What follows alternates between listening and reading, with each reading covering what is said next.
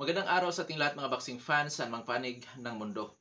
Ang labanan o bakbakan na ating tatalakayin ngayon ay ang sa pagitan ni Tyson Fury at Francis Ngannou. Fight schedule Oktubre 28 taong kasalukuyan. At ang labanan na ito o ang bakbakan na ito ay requested po sa isa sa masugid nating taga-subaybay, walang iba kundi si Sir Mark Justin Serrano. Shout out sa iyo idol, maraming salamat po sa patuloy mong pagsupport at pagsubaybay dito sa ating munting channel. At idagdag rin natin sa ating shout out ang Pro Star. Shout out sa iyo Lods, at katulad ng sinasabi ko kanina, maraming salamat po sa patuloy mong pagsuporta at pagsubaybay dito sa ating munting channel.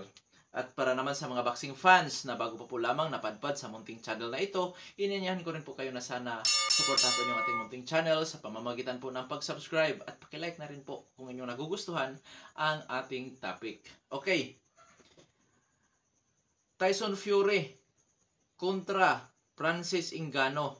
Itong si Tyson Fury po mga kaibigan ay kasalukuyang world champion sa boxing dyan sa heavyweight division. Kasalukuyan ng hawak ang WBC. Samantala, itong kanyang makakalaban ngayong Oktubre 28 ay si Francis Ngannou, na kung saan itong si Ngannou ay lumalaban po sa UFC. Opo. Ngayon, alamin natin ang kartada nitong si Ngannou sa UFC. Siya po ay may impresibong kartada na 17 wins with 3 losses lamang. Sa panig ni Tyson Fury sa boxing, may impresibong kartada ito na 33 wins with 24 wins coming by way of knockout, walang talo at may isang tabla. So dito mga kaibigan,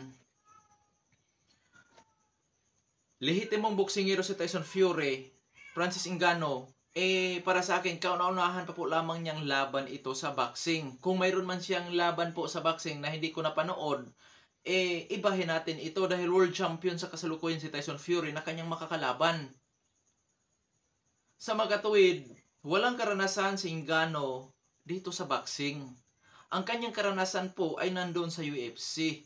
At ito naman si Tyson Fury, world champion sa kasalukuyan sa boxing.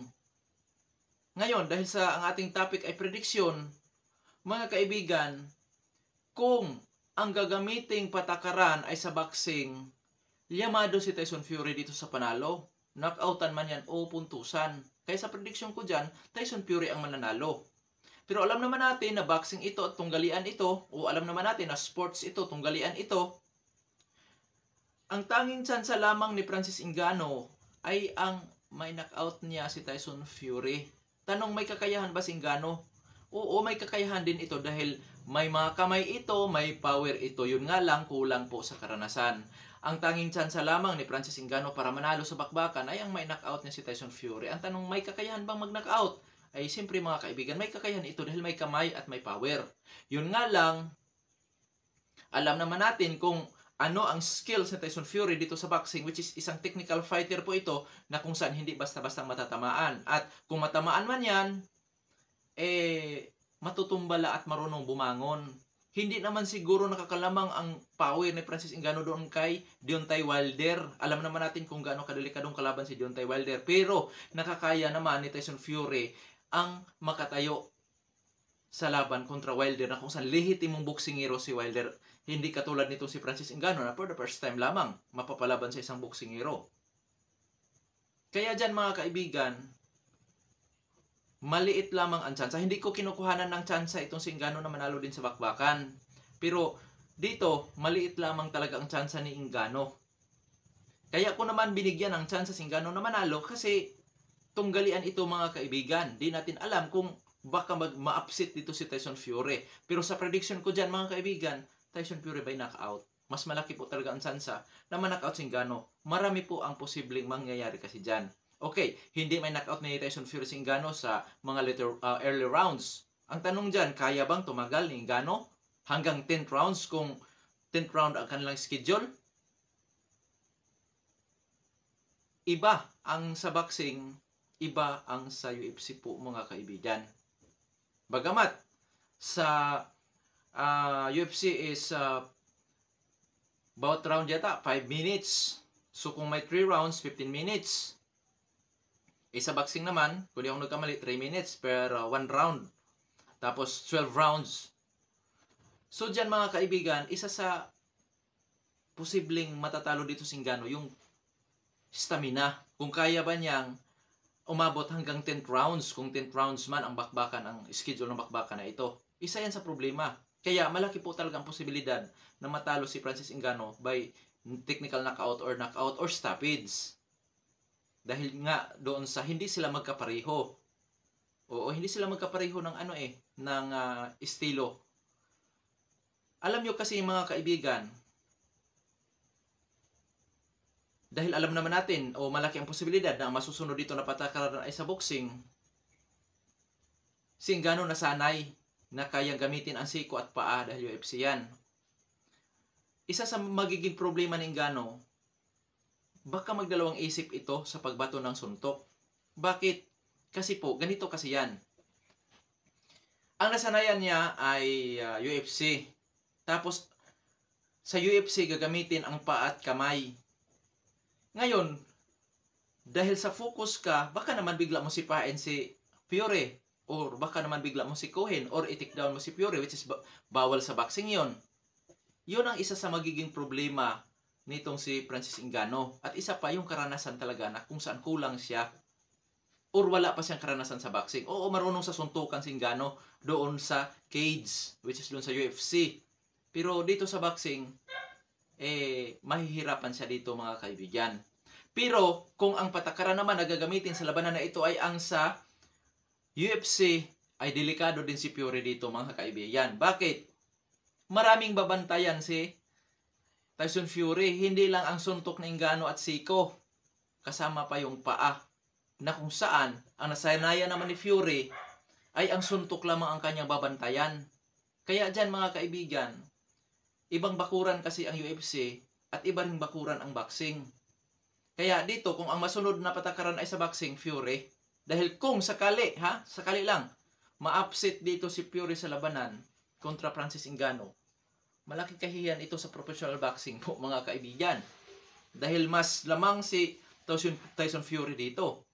Tapos matatalo lang siya ng ganun-ganon kay Francis Ngannou na walang karanasan sa boxing. Nakakahiya yun mga kaibigan sa panig ng boxing. Kaya dyan mga kaibigan, mas nakakalamang talaga si Tyson Fury sa panalo para sa akin.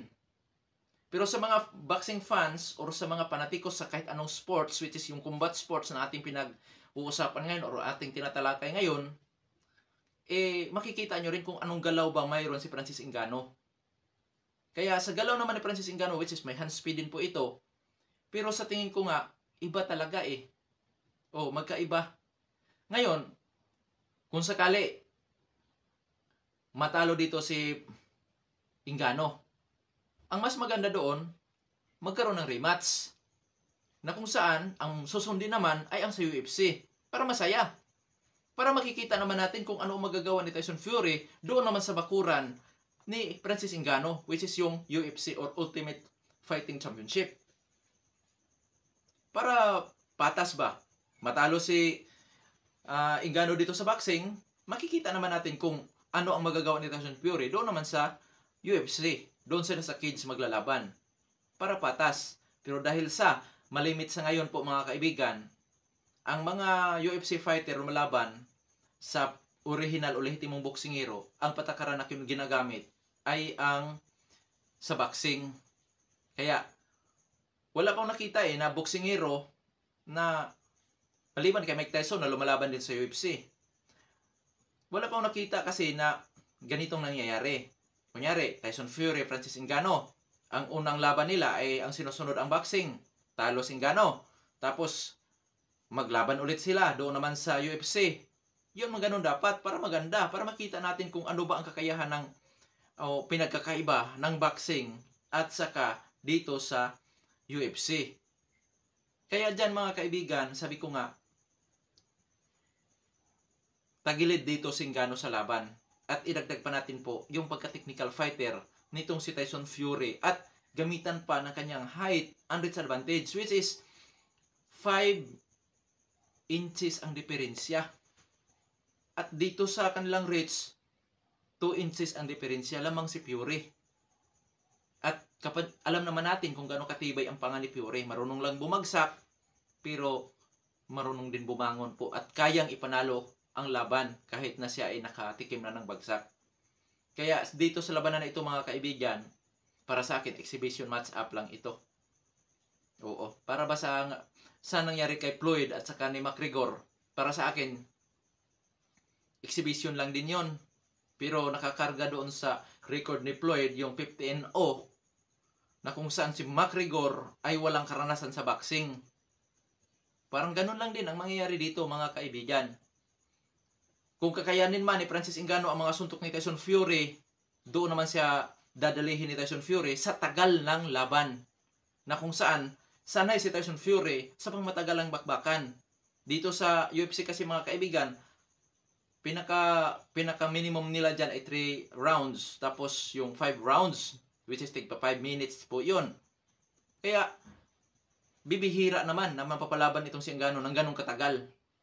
At iba ang diskarte sa boxing dito sa UFC.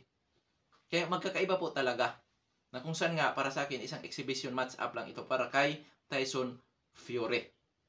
Oo, parang ano kasi kung sa karanasan tayo, napakalayo ng agwat eh. World champion si Tyson Fury. Okay sana kung ang napalaban ni Francis Ngannou ay yung kapatid ni Tyson Fury. Kasi yung kapatid ni Tyson Fury, ano pa yon, yung kakaunti pa po lamang ang kanyang naging laban doon sa professional fights. Unlike dito sa kanyang kuya, kung sinong matanda sa kanila, na nagkaroon na ng 34 total fights si Tyson Fury dito sa boxing. Napakalayo. Kaya mga kaibigan, para sa akin nga, mapaulit-ulit ang sinasabi ko.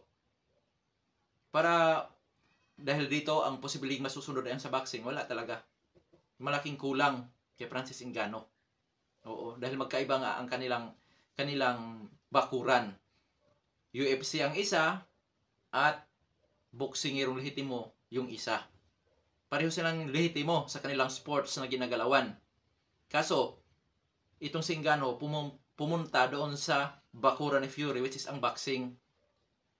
Pero malay natin, ika nga ni Gennady Golovkin, sa isang suntok lang, kayang magpabago sa takbo ng laban. O malay natin, may mga kamay din itong si Francis Ngannou. Pero para sa akin, lamang sa panalo, knockoutan o puntusan itong si Tyson Fury. Hanggang dito na lamang ito po ng Sports Page. Maraming salamat po.